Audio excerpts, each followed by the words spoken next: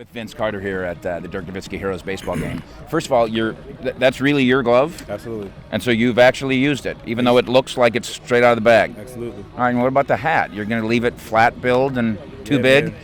Man. Is that what the kids do now? I'm older than the kid, so this is what's comfortable. Did you watch the draft?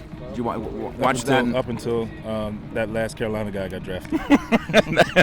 Go Heels. It does bring, you're not old enough to not remember some sweet memories when that was you. I do. Every time I watch it, I just, to remember like hearing my name and how I felt at the moment, and to see these guys when they hear their name called, and then just to remember being so excited and looking at my family, and then seeing that translate down years after years. I mean, right. 17 years later, somewhere down there, you're just like, wow, I still remember it, and it still feels good.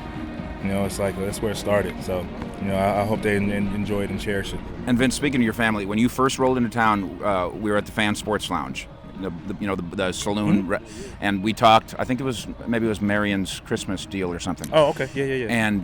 And we talked about how you weren't rolling family into town. I think at the time you didn't even have a car in town. No. And I did take that as a sign. You remember what I'm talking about? Mm-hmm. And I did take it as a sign that you were focused on what you were trying to do here in what for all year long was kind of a unique situation. Right, and I think that's just kind of how it's been. And everybody was excited.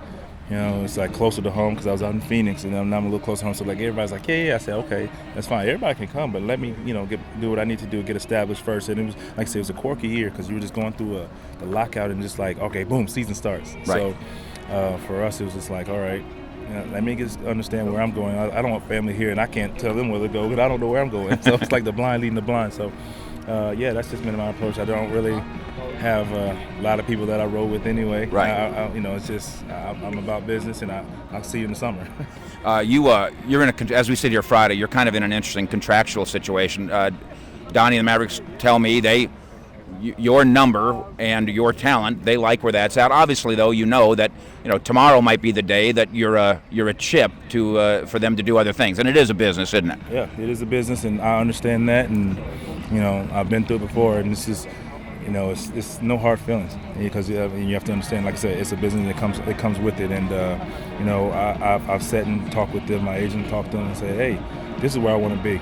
I'm around great guys, I'm around veteran guys who want to win, great coaches who's been in the game, who loves to win. I mean, any coach who will go and kick a basketball during the game like that, like he wants to win. And I love that. Like he's all about his team winning. Mark Cuban is about his team winning, and I enjoy that. That's how I've been all my career. It's about winning. I mean, stats are great, and I understand that, but winning is everything. You'd prefer to find a way to continue being here. 100%. And I told them that from the beginning. They said, you never can, what can happen, blah blah blah. When you hear your options, and I said that's fine. And I said I want you guys to understand that I'm happy here, and I don't want to be here. So and if it happens, it happens. If it doesn't, it just didn't happen. Thanks, kid. Go break in that glove. I will.